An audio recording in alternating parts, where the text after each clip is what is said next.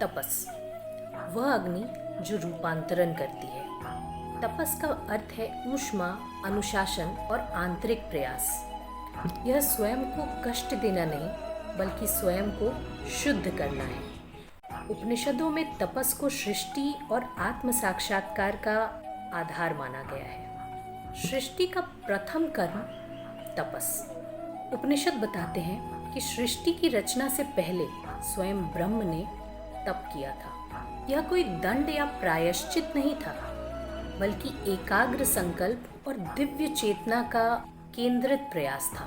दैनिक जीवन में तपस का अर्थ है सुविधा पर स्पष्टता को चुनना, शोर पर मौन को चुनना, भ्रम पर सत्य को चुनना, तात्कालिक सुख पर आत्मविश्वास को चुनना। यही वह आंतरिक अग्नि है जो व्यक्तित्व को परिष्कृत करती है। तपस के 3 रूप हैं। पहला कायिक तप, यानी शारीरिक तप, यानी शरीर का अनुशासन, जिसके अंतर्गत सरलता, सेवा, अहिंसा और संयम आता है। दूसरा वाचिक तप, यानी वाणी का अनुशासन, जिसके अंतर्गत आता है सत्य बोलना, मधुर वचन, आवश्यक होने पर मौन और हितकारी संभाव। और तीसरा मानसिक तप, यानी मन का अनुशासन, जिसके अंतर्गत शांति, आत्मसंयम, पवित्र विचार और समत्व। तपस यातना नहीं है। तपस का मतलब खुद को तकलीफ देना नहीं है। यह अहंकार का प्रदर्शन भी नहीं है। तप वह ईमानदार प्रयास है जो श्रद्धा, प्रेम और सत्य की खोज के लिए शुरू होता है। तपस आंतरिक प्रकाश को जागृत करता है। जैसे अग्नि में तप के सोना चमकदार बन जाता है, वैसे ही तपस से मन की अशुद्धियां भी स्वच्छ हो जाती हैं और आत्मा का प्रकाश प्रकट होने लगता है। तपस यानी आत्म साक्षात्कार।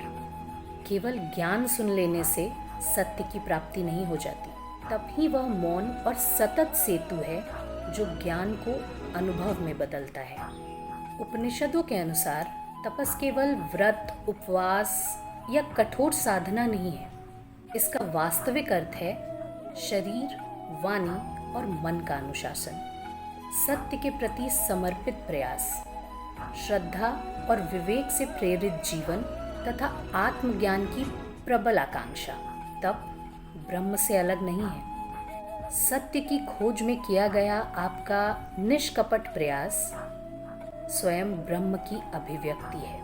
आप तप के माध्यम से ब्रह्म की ओर नहीं बढ़ रहे, उसी क्षण ब्रह्म आपके भीतर कार्य कर रहा है। जब यह आंतरिक अग्नि प्रज्वलित होती है, तब आत्मा का प्रकाश स्वयं प्रकट होने लगता है।